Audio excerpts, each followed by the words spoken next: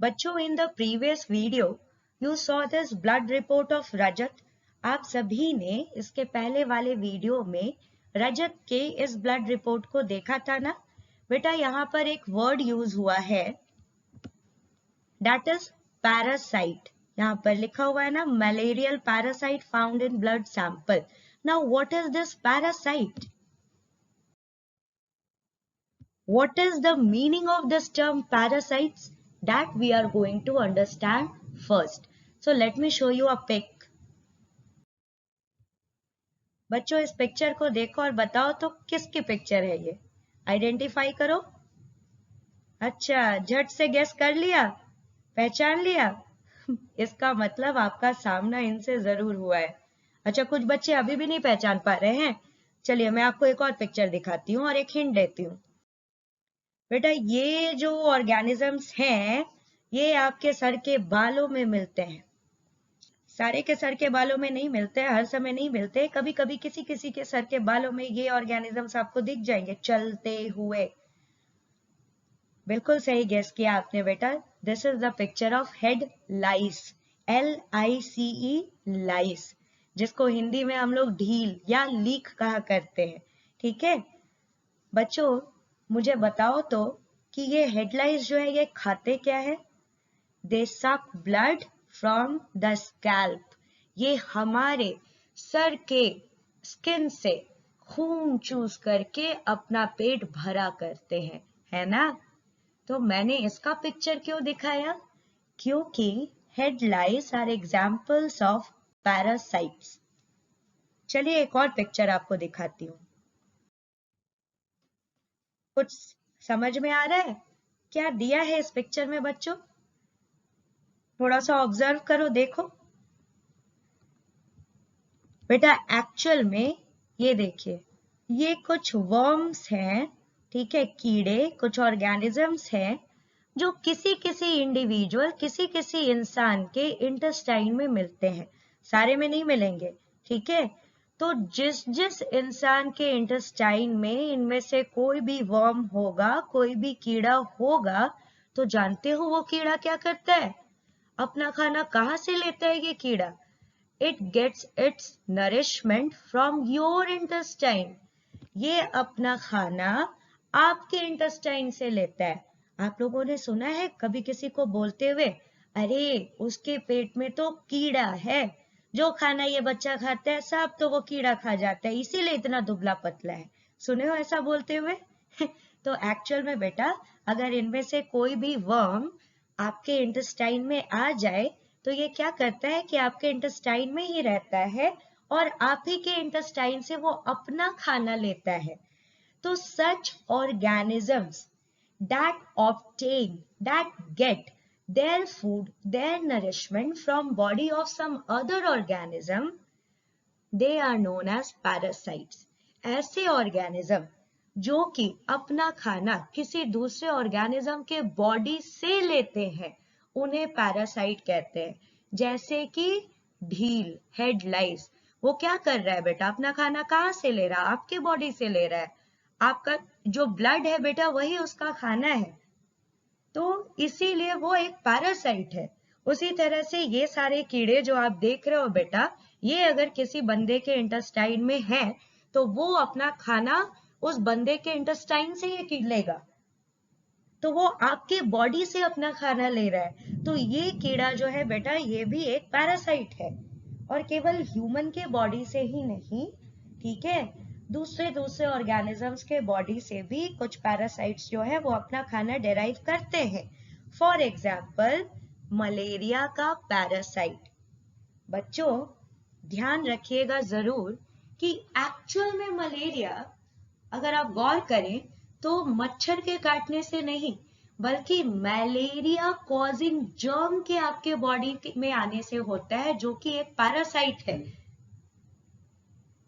और ये अपना खाना कहाँ से ले रहा है बेटा? आपके बॉडी से ले रहा है, इसीलिए तो ये पैरासाइट है। वरना दिन रात तो हमें इतने सारे मच्छर काटते हैं। फीमेल एनोफिलस मॉस्क्यूटो हमें इतनी सारी है जो कि दिन भर में काट लेती है। हमें मलेरिया होता है? नहीं होता है। तो मच्छरों के काटने से एक्चुअल में मलेरिया हो रहा है? या फिर मलेरिया के पैरासाइट के आपके ब्लड में एंटर कर जाने से मलेरिया हो रहा है। तो मलेरिया के पैरासाइट के आपके ब्लड में एंटर करने से ही मलेरिया होता है, और उसको आपके ब्लड में एंटर करवाता कौन है? तो वो है मच्छर। कभी कभी बिना मच्छर के भी मलेरिया का पैरासाइट आपके बॉडी में एंटर कर सकता है। फॉर एग्जाम्पल, अगर किसी मलेरिया इन्फेक्टेड पर्सन का ब्लड आपके बॉडी में ट्रांसफ्यूज कर दिया गया, तो मलेरिया के पैरासाइट जो है उसके ब्लड से आपके ब्लड में आ जाएंगे। तो you might also get infected with this disease, है कि नहीं? ओके, ठीक है, चलिए फिर आगे बढ़ते हैं। बच्चों, मलेरिया के पैरासाइट्स जो होते हैं वो 4 तरह के होते हैं। घबराओ मत, एग्जाम में नहीं पूछा जाएगा। I have included this information in my video only because किसी बच्चे ने लाइव क्लास में पूछा था कि मैडम पैरासाइट्स के नाम बता दीजिए, ठीक है? तो और एक बात और बता दूं, नहीं तो फिर कहोगे विदिशा मैडम आपने बताया नहीं था। बेटा, किसी किसी वेबसाइट पे अगर जाते हो, रिसर्च वाले वेबसाइट पे, तो आपको वहां पर देखने के लिए मिलेगा कि 5th type of malarial parasite has also been discovered. 5वें तरह का भी मलेरियल पैरासाइट जो है ये खोजा गया है, पाया गया है, ठीक है? लेकिन गवर्नमेंट का जो भी वेबसाइट है जिसपे हम लोग रिलाई करते हैं, डिपेंड करते हैं कि नहीं, यहाँ पर जो जानकारी दी हुई है वो बिल्कुल ऑथेंटिक है, बिल्कुल सही जानकारी है। तो गवर्नमेंट के वेबसाइट पे बेटा आप देखेंगे कि अभी तक 4 तरह के मलेरियल पैरासाइट को ही बताया गया है, ठीक है? तो आइए जानते हैं इनके नाम को। First one is Plasmodium vivax. बड़ा ही टेढ़ा मेढ़ा नाम है ना?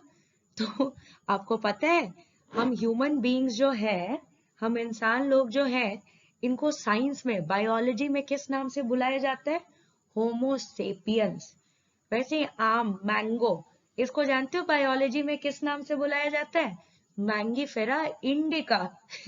ये बड़े होके पढ़ोगे, ठीक है? तो यहाँ पर जो नाम दिया हुआ है मलेरिया के पैरासाइट का बेटा, वो साइंटिफिक नाम ही दिया हुआ है। बायोलॉजी में जो आप लोग पढ़ते हो वो वाला नाम दिया है, ठीक है? तो one is Plasmodium vivax, second is Plasmodium ovale, third is Plasmodium falciparum, fourth is Plasmodium malariae. आप चाहें तो आप इसको अपनी ईवीएस कॉपी में लिख सकते हैं, ना चाहें तो नहीं लिख सकते। एक बार फिर से पढ़ देती हूँ, थोड़ा डिफिकल्ट है इसलिए, लेकिन आप भी इसको तोड़ तोड़ के अगर पढ़ोगे तो आप अच्छे से पढ़ भी पाओगे और याद भी कर पाओगे। First one is Plasmodium vivax, then Plasmodium ovale, Plasmodium falciparum, Plasmodium malariae, ठीक है? बेटा, इनमें से कोई भी मलेरिया का पैरासाइट अगर हमारे बॉडी में एंटर कर गया तो हमें मलेरिया हो सकता है। तुमको पता है, किसी किसी मलेरिया के पेशेंट में तो 2-3 तरह के मलेरिया के पैरासाइट एक साथ मिले हैं। चलो अब हम आगे तुमको समझाते हैं। बच्चों, ये मलेरिया कॉजिंग जर्म जो है ना, भले वो प्लाज्मोडियम वाइवैक्स हो, प्लाज्मोडियम ओवेल हो, प्लाज्मोडियम फैल्सीपैरम हो, प्लाज्मोडियम मलेरियाई हो, बेटा ये जो है, ये मच्छर के भी पैरासाइट हैं। हमारे तो पैरासाइट हैं ही, क्योंकि हमारे ब्लड में रह करके ये उससे नरिशमेंट लेते हैं। लेकिन ये मच्छर के भी पैरासाइट है, क्योंकि कुछ समय के लिए ये मॉस्क्यूटो के बॉडी में रह करके मॉस्क्यूटो के बॉडी से अपना नरिशमेंट लेते हैं। चलो यहाँ समझते हैं इस डायग्राम से, ठीक है? मान लीजिए एक फीमेल एनोफिलस मॉस्क्यूटो है जो कि किसी मलेरिया इन्फेक्टेड पर्सन को काटती है। तो when it sucks the blood of that infected person, along with the blood of that person, parasites of malaria causing germs are also getting transferred into the body of the mosquito, ठीक है? अब वो infected mosquito जब काटती है किसी healthy person को, as you can see here, देखो बेटा ये एक इन्फेक्टेड फीमेल एनोफिलिस मॉस्क्यूटो है। इसने आपको काटने के लिए क्या किया? It first punctures your skin, ये पहले आपके स्किन में पंक्चर करती है, छेद करती है, और उसके बाद क्या करती है बेटा कि खून को आपका सक कर लेती है। उसी समय इसके माउथ में से बेटा मलेरिया के जो जर्म्स हैं वो ट्रांसफर हो जाते हैं हमारे बॉडी में, ठीक है, और ये हमारे ब्लड में बेटा फिर थ्राइव करते हैं, फलते फूलते हैं, अपने नंबर को बढ़ाते हैं, ठीक है। और फिर बेटा जब फिर से कोई फीमेल एनोफिलिस मॉस्क्यूटो ने अगर मुझे काटा तो मेरा ब्लड तो इन्फेक्टेड है मलेरियल पैरासाइट से, तो वो मलेरिया के पैरासाइट्स भी खून के साथ साथ इस मॉस्क्यूटो के बॉडी में चले जाएंगे, ठीक। और फिर ये जाकर के जब किसी हेल्दी पर्सन को काटेगा तो हो सकता है कि इसके बॉडी से उस इंसान के बॉडी में मलेरिया के पैरासाइट ट्रांसफर हो जाए। तो एक्चुअल में मलेरिया का पैरासाइट जो है उसको ट्रांसफर करने का काम मच्छर किया करते हैं इन्फेक्टेड पर्सन से हेल्दी पर्सन तक। इसलिए हम लोग कहा करते हैं कि फीमेल एनोफिलिस मॉस्क्यूटो जो है it is the carrier of the disease of malaria, it carries this disease from infected person to a healthy person by transferring malaria causing germs। समझ गए? ठीक है बेटा, तो यही मुझे समझाना था। ओके, चलिए फिर आगे बढ़ते हैं। इतना मलेरिया के बारे में पढ़ पढ़ के ना मुझे तो डर ही लग गया कि अरे मलेरिया हो गया तो मलेरिया का कोई ट्रीटमेंट है कि नहीं है। तो आप ही के बुक में आगे मुझे पढ़ने के लिए मिला कि हाँ भाई, there is no need to worry, क्योंकि मलेरिया का ट्रीटमेंट है, मलेरिया के लिए दवा भी है। तो क्या दवा है बेटा? एक पेड़ है जिसका नाम है सिनकोना। ये देखिए सिनकोना, आप इसका नाम स्पेलिंग सही जरूर याद कर लेना बेटा। बहुत पुराने टाइम से ही मलेरिया को ट्रीट करने के लिए सिनकोना ट्री के बार्क का, इस पेड़ की छाल का इस्तेमाल किया जा रहा है। पहले के जमाने में लोग क्या करते थे कि उसके बार्क को कूट लेते थे और पाउडर बना लेते थे, and then they used to boil it in water for some time and strain it. Cinchona tree की छाल को कूट करके पाउडर बना करके उसको पानी में थोड़ी देर उबाल करके उसको छान करके जो पानी बचता था उससे मलेरिया के पेशेंट्स का ट्रीटमेंट किया जाता था। आज भी बेटा इसका इस्तेमाल किया जाता है मलेरिया के पेशेंट्स को ट्रीट करने के लिए, है ना। और अब तो इसी चीज को दवा के रूप में, टैबलेट के रूप में भी बना दिया गया है, तो मेडिसिन के फॉर्म में, टैबलेट के फॉर्म में ये अवेलेबल है, ठीक है। ये देख लीजिए बेटा, this is how cinchona tree looks like, ठीक है। और इसी के बार्क से ये दवा बनाई जाती है। ये चार बच्चे नैन्सी, रजत, जसकीरत, आरती, जब ये सब डिस्कशन कर रहे थे कि हाँ ब्लड रिपोर्ट, ब्लड कैसे लिया जाता है, मलेरिया कैसे होता है, कैसे नहीं होता है, वगैरह वगैरह, तभी जसकीरत जो है वो कहते हैं कि अरे there is a poster on malaria just outside our class. हमारे क्लास के बाहर ही तो मलेरिया का एक पोस्टर लगा हुआ है, चलो ना चल के देखते हैं। तो चलो ना, ये बच्चे देख रहे हैं, हम भी देखते हैं इनके क्लास के बाहर कौन सा पोस्टर लगा है। तो जिस पोस्टर को आप अभी अपने स्क्रीन पे देख रहे हो, यही पोस्टर उनके क्लास के बाहर भी लगा हुआ था। जरा देखिए तो, इस पोस्टर में कुछ पिक्चर्स हैं, कुछ लिखा हुआ है, क्या मैसेज दे रहा है ये पोस्टर? बेटा इस फर्स्ट पिक्चर को देखिए, क्या देख रहे हो? यहाँ से पानी जो है बाहर आ रहा है and the water is getting collected here. यहाँ पर भी स्टोरेज के लिए ये जो ड्रम रखा हुआ है, यहाँ पर देखिए बाहर में इतना पानी जो है वो गिरा हुआ है। शायद से ये दोनों स्टोरेज टैंक जो है वो ओपन भी है, ढके हुए नहीं है। फिर यहाँ पर देखिए एसी से जो है पानी बाहर आ रहा है और यहाँ पर इकट्ठा हो रहा है। इस वाले पिक्चर में बेटा हैंडपंप है। अब हैंडपंप है तो लोग वहां पर पानी भरने आएंगे, नहाने आएंगे, कपड़े को धोने आएंगे, तो हैंडपंप के आसपास भी water is getting collected, so it is damp, वहां पर गीला है, ठीक है। फिर लास्ट वाले पिक्चर में आप देख रहे हो पॉट्स दिखाया गया है और नीचे में देखिए यहाँ पर भी पानी है।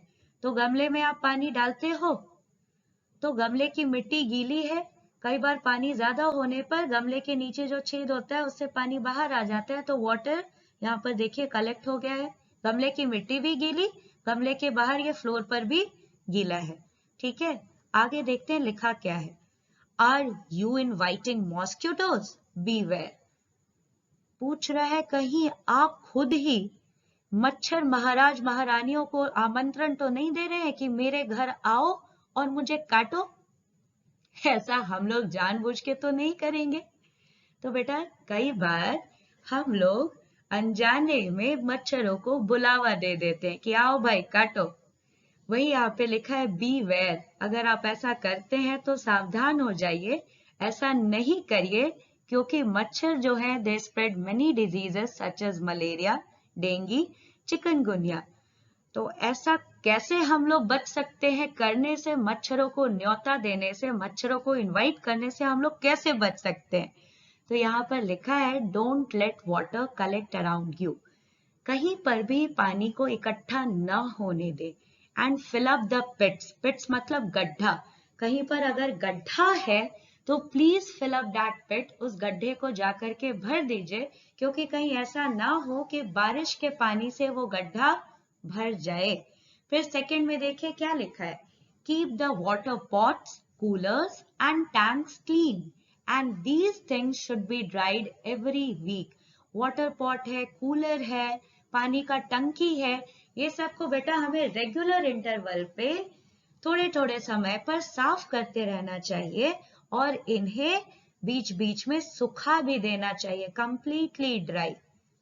ऐसा क्यों बोला जा रहा है? सब जगह देख रहे हो यही बोला जा रहा है कि पानी को इकट्ठा नहीं होने देना है। लेकिन अगर पानी का टंकी ही है तो क्या किया जा सकता है? तो टंकी को कवर्ड रखिए, उसको भी रेगुलरली क्लीन करते रहिए और हफ्ते में एक बार हो सके तो पानी पूरा निकाल करके और उस टंकी को, स्टोरेज पॉट को सुखा जरूर लीजिए। क्यों ऐसा बोला जा रहा है? क्योंकि बेटा मच्छर जो है दे ले एग्स इन वाटर। मच्छर पानी में ही अंडे को दिया करते हैं। तो अगर आप पानी कहीं पर इकट्ठा नहीं होने देंगे तो मच्छर जो है won't be able to lay eggs. मच्छर अंडे को नहीं दे पाएगा तो मच्छर की संख्या कम हो जाएगी। लेकिन आप खुद ही जो है जाने अनजाने अगर पानी इकट्ठा कर रहे हैं कहीं पर तो क्या हो जाएगा कि पानी में मच्छर जो है वो अंडों को देंगे और फिर उन अंडों से मच्छर बाहर आएंगे और वो बीमारियों को फैलाएंगे। ठीक है, अभी जो आप वीडियो देख रहे थे उसमें बेटा आप देख रहे थे कि how a mosquito was laying egg in water. तो ना पानी रहेगा ना मॉस्किटो अंडे ले कर पाएगा। ओके, फिर देखते हैं बेटा आगे क्या लिखा है। आगे थर्ड पॉइंट में लिखा है put fish in the Pond's so that they eat the mosquito larvae. ऐसा कई जगह पर कहा जाता है कि ठीक है कहीं गड्ढा है तो भर दो, ठीक, कहीं पर पानी इकट्ठा हो रहा है तो उसको इकट्ठा मत होने दो। लेकिन कहीं कहीं पर जैसे तालाब है वहां तो पानी इकट्ठा होगा, तालाब को भर देंगे तब तो थोड़ी मुश्किल हो जाएगी। आपने अभी वाटर वाला जो चैप्टर पढ़ा था उसमें पढ़ा भी था कि लोग तो भाई पॉन्ड्स खोदा करते हैं ताकि पानी हमें साल भर मिलता रहे। अब उस पॉन्ड को ड्राई कर देंगे तब फिर तो सारा पर्पस ही खराब हो जाएगा। तो क्या कर सकते हैं? तो एक काम कर सकते हैं कि उस पॉन्ड में फिश को डाला जा सकता है। क्यों? क्योंकि फिश जो होते हैं वो मॉस्किटो लार्वी को खा जाते हैं। अब ये मॉस्किटो लार्वी स्पेलिंग देखिए LARVAE। मॉस्किटो लार्वी क्या होता है आइए समझते हैं। बेटा मॉस्किटो यहाँ पर इस पिक्चर में देखिए, this is the picture of adult mosquito. ठीक है, बड़े वाले मच्छर का ये पिक्चर है। ये मच्छर ये ले करेगा एग्स को पानी में। ठीक है, पानी में आपने अभी वीडियो में देखा इसी तरह के इसके अंडे होते हैं। तो पानी में इस मॉस्किटो ने एग्स को ले किया। अब उस एग से जानते हो डायरेक्ट मच्छर नहीं बाहर आता है, उस एग से इस तरह का ऑर्गेनिज्म बाहर आता है जिसको हम लोग कहते हैं mosquito larva. Larva is singular, एक को हम लोग लार्वा कहते हैं प्लूरल, एक से ज्यादा को हम लोग लार्वी कहते हैं, LARVAE। ठीक है, तो एग से डायरेक्ट मच्छर नहीं निकलता है, पहले इस तरह का लार्वा बाहर आता है, फिर कुछ दिनों के बाद ये लार्वा बदल जाता है इस तरह से दिखने वाले ऑर्गेनिज्म में, जिसको हम लोग प्यूपा कहते हैं। ठीक है, अब इस प्यूपा में से बेटा यहाँ पर देखिए ये मच्छर बाहर आ रहा है, फिर ये मैच्योर हो जाएगा, बड़ा हो जाएगा, फिर इसी तरह से अंडे देगा, उसमें से लार्वा बाहर आएगा, that will get converted into pupa from which adult mosquito will emerge, will come out. So this is the life cycle of mosquito. ठीक है, समझ गए यहाँ तक? तो इसी बात को यहाँ पर कहा गया है कि आप लोग पॉन्ड में फिश को डाल दें, क्योंकि फिश जो होती हैं वो मॉस्किटो के लार्वे को खाया करती हैं। ठीक है, और तुमको पता है ऐसे बहुत सारे आपको आर्टिकल्स पढ़ने के लिए मिलेंगे, डिस्कवरी पे, नेट जियो पे, लाइफस्टाइल चैनल्स पे देखने के लिए मिलेगा, जहां पर मैंने तो एक पढ़ा था, आपको सुनाना चाहूंगी। एक बंदा है मुंबई में, ठीक है, उसने अपने घर में दुनिया भर के प्लांट्स जो है वो लगा करके रखे हुए हैं। अपने घर में उसका बिल्कुल तालाब बना करके रखा हुआ है, उसमें लोटस है, लिली है, उसके आसपास बहुत सारे प्लांट्स हैं, ट्रॉपिकल प्लांट्स हैं। तो उसको कई बार जो है ना बीएमसी जानते हो ना, म्युनिसिपल कॉर्पोरेशन मुंबई का, ठीक है, तो वो बीएमसी जो है उसके यहाँ का नोटिस आता है उसके यहाँ हर बार, ये आपने जो है अपने घर में इतना सारा ट्रॉपिकल प्लांट लगा करके रखा है, जंगल खोल करके रख दिया है, आपकी वजह से मच्छर है। ठीक है, तो जब भी नोटिस मिलता है ये उनको बोलते हैं आइए मेरे घर पे इंस्पेक्शन कर लीजिए मच्छर है कि नहीं। और लिटरली 2-3 साल उनके साथ ऐसा हुआ कि फिर वो लोग इंस्पेक्ट करने के लिए आ गए कि हाँ तुम मच्छर फैला रहे हो घर में जंगल उगा करके, एंड दे वर सरप्राइज्ड कि not a single mosquito was found. वरना नॉर्मल किसी के घर में जाओ जिसके घर में जंगल नहीं है, उसके घर में भी 10-12 मच्छर तो मिल ही जाते हैं, और इसके घर में इतना सारा मच्छर, सॉरी इतना सारा जंगल उगा करके इसने रखा था, तब भी एक भी मच्छर नहीं था। तो म्युनिसिपल कॉर्पोरेशन वालों ने पूछा भाई इसका राज क्या है, ऐसा कैसे? तो उन्होंने बताया अरे बाबा ये सब जो पॉन्ड देख रहे हो, इस सारे पॉन्ड में मैंने मॉस्किटो ईटिंग फिश को डाल के रखा हुआ है। तो मच्छर क्या करते हैं, जैसे ही एग्स को ले करते हैं उनमें से लार्वी बाहर आते हैं, ये फिश जो है उनके लार्वे को खा जाते हैं। तो मेरे यहाँ पर इतना तालाब है, इतने सारे ट्रॉपिकल प्लांट्स हैं, लेकिन मच्छर नहीं है यहाँ पर, समझे? ओके, ठीक है। आपको पता है ये भी एक्स्ट्रा इंफॉर्मेशन की चीज है, बता देती हूँ, there are some plants also that ripple mosquito.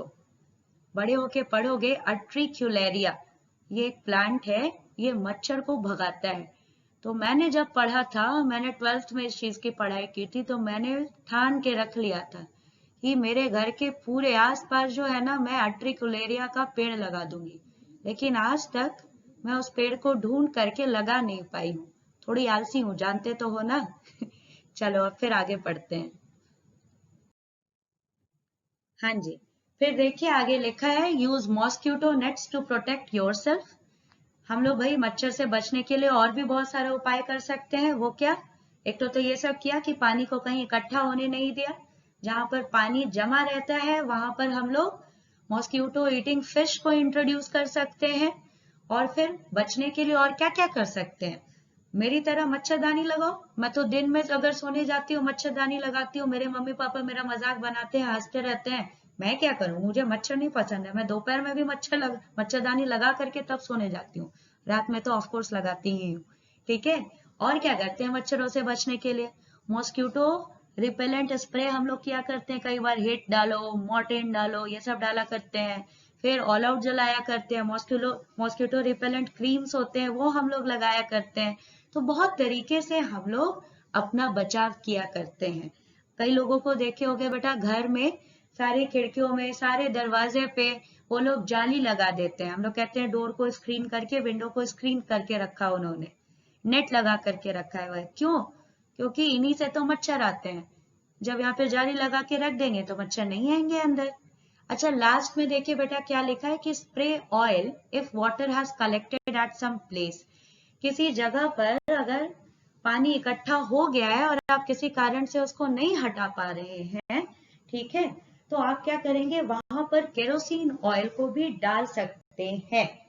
तालाब में जाकर के केरोसिन ऑयल को मत डाल देना, क्योंकि तालाब में बहुत सारे दूसरे ऑर्गेनिजम्स भी रहते हैं, वो सब मर जाएंगे अगर आप केरोसिन को डाल दोगे तो। ऐसी जगह, ठीक है, कोई सड़क वगैरह पे अगर गड्ढा है तो वहां पर तो गड्ढे में बहुत सारे ऑर्गेनिजम्स तो नहीं रहेंगे, हालांकि छोटे छोटे ऑर्गेनिजम्स उस गड्ढे के पानी में भी होंगे, लेकिन ठीक है, अगर आपको उचित लगे तो आप उस गड्ढे में भले केरोसिन ऑयल डाल दो, लेकिन अगर पॉन्ड में जाके बेटा डाल दोगे तो पॉन्ड का पानी बहुत सारे लोग भी यूज करते हैं, पॉन्ड के अंदर बहुत सारे प्लांट्स, बहुत सारे फिश और दूसरे ऑर्गेनिजम्स होते हैं, दे विल डाई। तो पॉन्ड में जाकर के केरोसिन ऑयल नहीं डालना। कहीं पर सड़क वगैरह पे या आसपास कहीं पे गड्ढे में पानी इकट्ठा हो गया है जिसको कोई यूज नहीं करता है, जिसमें कोई प्लांट वगैरह नहीं है, वहां पर आप जरूर ऑयल को डाल सकते हो। Now the question comes, what will happen by spraying oil in water. पानी में तेल को डाल करके क्या होगा, उससे मच्छरों से हमारा बचाव कैसे होगा। तो बेटा आप जानते हो कि oil being lighter than water, it floats on the surface of water. पानी से तेल हल्का होता है, तो जब भी आप पानी में तेल को डालेंगे तो तेल जो है वो ऊपर की तरफ आ जाएगा और एक लेयर ऊपर में बना देगा। चूंकि अब यहाँ पर एक लेयर बन गया, ठीक है, तो ये जो नीचे वाला पानी है, अब ये आसपास के एयर के कांटेक्ट में नहीं आ सकता। इसको कौन रोक के रखा है, इसके ऊपर तो तेल आ गया। अगर ये तेल नहीं रहता तो ये पानी would have been in direct contact with the आसपास की हवा। आसपास की जो हवा है उससे ये पानी कांटेक्ट में रहता, उससे क्या होता, तो बेटा इस पानी में ऑक्सीजन डिसॉल्व होता रहता और उसी ऑक्सीजन को इस पानी में रहने वाले ऑर्गेनिजम्स जो हैं वो यूज करके जिंदा रहते। लेकिन जब आपने इस पानी के ऊपर ऑयल को डाल दिया, ठीक है, तो अंदर में जो भी ऑर्गेनिजम्स हैं उनका ऑक्सीजन सप्लाई जो है वो कट हो गया, तो वो क्या हो जाएंगे, because of less oxygen they will die. तो मॉस्किटो के लार्वी जो है वो भी मर जाएंगे। इसलिए मैंने इसको बोला कि सोच समझ करके ही कहीं पर जमा पानी में आप लोग तेल डालना, कहीं ऐसा ना हो कि फिश हो, प्लांट्स हो, टर्टल्स हो, स्नेक हो, दूसरे ऑर्गेनिजम्स हो, वो मर जाएं। ओके, ठीक है, चलो। हाँ जी, तो यहाँ पर बेटा आप क्या करेंगे, इसको यहाँ पर वीडियो को पॉज कर लें और इसको अपनी कॉपी में लिख लें। These are the various ways using which we can protect ourselves from mosquito। अपने आसपास पानी को इकट्ठा ना होने दें, ठीक है, पॉन्ड वगैरह में, टंकी वगैरह में, कुओं वगैरह में फिश को डाल दीजिए। फिर कहीं पर पानी अगर इकट्ठा है हम नहीं हटा सकते हैं और वो कोई यूज नहीं करता है तो वहां पर हम लोग केरोसिन ऑयल को डाल सकते हैं, मॉस्किटो रिपेलेंट का यूज कर सकते हैं, मॉस्किटो नेट का यूज कर सकते हैं, ठीक है, या फिर इलेक्ट्रिक ट्रैप का भी इस्तेमाल कर सकते हैं मॉस्किटो को मारने के लिए। आप देखे होंगे कई रेस्टोरेंट वगैरह में जाते हो तो बेटा एक मशीन जैसा रहता है, उसमें लाइट लगा हुआ रहता है, वो लाइट जो है अट्रैक्ट करता है मॉस्किटोज को, हाउस फ्लाइज को अपनी तरफ, और बेचारे उस लाइट से अट्रैक्ट होते हैं, जैसे ही उस मशीन में जाके चिपकते हैं उनको इलेक्ट्रिसिटी का करंट लगता है एंड दे डाई। उसी तरह से आपको पता है मॉस्किटो रैकेट भी आता है, उससे कहीं टेनिस तो नहीं खेलने लग जाते हो, नहीं ना। हाँ, तो उस मॉस्किटो रैकेट से भी बेटा हम लोग क्या करते हैं, मच्छर को मारते हैं। जैसे ही you press the switch, you press the button, क्या होता है, इलेक्ट्रिसिटी जो है बेटा वो करंट जो है वो ट्रेवल करने लग जाता है और अगर मॉस्किटो उससे सट गया तो मॉस्किटो मर जाता है। और भी कोई तरीका आपको पता है तो आप जरूर बताएंगे और अपने आंसर में लिख भी लेंगे। और ये बेटा आगे जो है ये इनकी बातें दी हुई हैं इन बच्चों की, ये आप खुद से पढ़ लेना नहीं समझ में आए तो पूछ लेना, समझ में आ जाना चाहिए क्योंकि सारी बातें मैंने आपको बता दी हैं। ओके, ठीक है, चलो। यहाँ पर फिर देखिए एक सवाल है जो कि जसकीरत ने पूछा था। जसकीरत पूछती है कि शाजिया आंटी ने तो मुझे बताया था कि मक्खियां जो होती हैं, हाउस फ्लाइज जो होती हैं, वो भी बीमारियों को फैलाती हैं, स्पेशली पेट की जो गड़बड़ियां होती है, डिसेंट्री वगैरह जो हो जाता है, वोमिटिंग वगैरह, फूड पॉइजनिंग जो हो जाता है, इसके लिए मक्खियां हैं वो जिम्मेदार है। तो रजत जो है वो बोलता है लेकिन मक्खियां तो काटती नहीं है, मच्छर तो काटते हैं तो चलो ठीक है मलेरिया हो गया, लेकिन मक्खियां काटती नहीं है तो वो बीमारियों को फैलाती कैसे हैं? तो चलिए इन बच्चों के सवालों का आंसर हम लोग करते हैं। This is how a fly looks. इसी तरह की दिखती है ना मक्खी। गौर से देखिए, you can see here all over its body. पूरे इसके बॉडी पे देखिए, यहाँ पैर पे भी देखिए बेटा हेयर आपको दिख रहा है, इधर देखिए हेयर हेयर दिख रहा है, इधर देखिए हेयर दिख रहा है ना। तो इसके पूरे बॉडी पे आप देखिए हेयर है। तो व्हेन दिस मक्खी seats at some dirty place, ठीक है, सुसु पॉटी गंदगी कचड़ा कहीं पे जाके ये बैठ जाती है, तो इसके बॉडी के हेयर में बेटा जर्म्स जो है, डिजीज कॉजिंग जर्म्स, वो भी चिपक जाते हैं। और जब ये आकर के हमारे स्किन पे बैठती है, हमारे खाने पे बैठ जाती है, तो वो जर्म्स को ट्रांसफर कर देती है और हो सकता है कि हमें इन्फेक्शंस हो जाएं। This is how house flies spread diseases. Okay, तो कुछ डिजीजेस जो कि फ्लाइज स्प्रेड करते हैं उनका नाम अभी आप अपने स्क्रीन पे देख रहे हो। डायरिया, डायरिया का स्पेलिंग गलत नहीं होना चाहिए, क्लास 4 से आप याद कर रहे हैं। डायरिया, डिसेंट्री, टाइफाइड, कॉलरा, कुछ आई इन्फेक्शन जो है या स्किन इन्फेक्शन वो भी जो है फ्लाइज की वजह से होते हैं। ठीक है, इसको भी अपने कॉपी में लिख लो।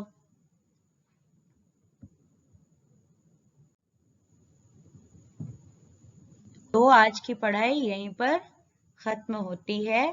ठीक है, एक दो क्वेश्चन और अलग से मैं आपको लिख करके दे रही हूँ, गूगल क्लासरूम में भी भेज दूंगी, लिख लेंगे आप। तो मैं चली मच्छर मारने और आप लोग जाइए होमवर्क करने। टाटा।